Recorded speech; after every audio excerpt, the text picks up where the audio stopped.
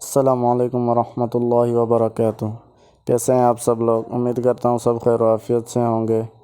آج اس ویڈیو میں آپ کو بتانے جا رہا ہوں غصہ دور کرنے کے لیے کیا کرنا چاہیے۔ جو نئے بہن بھائی اس ویڈیو کو پہلی مرتبہ دیکھ رہے ہیں، آپ سے گزارش ہے کہ ہمارے چینل کو سبسکرائب کریں۔ ہمارے چینل پر ڈیلی ایک ویڈیو اپلوڈ ہوتی رہے گی، جسے دیکھ کر آپ کو انشاءاللہ تعالی فائدہ ہوگا۔ بسم اللہ الرحمن الرحیم۔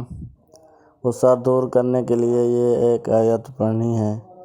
وَالْكَاظِمِينَ الْغَيْظَ وَالْعَافِينَ عَنِ النَّاسِ وَاللَّهُ يُحِبُّ الْمُحْسِنِينَ۔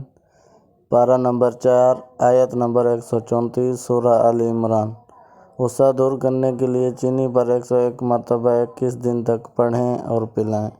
جزاک اللہ۔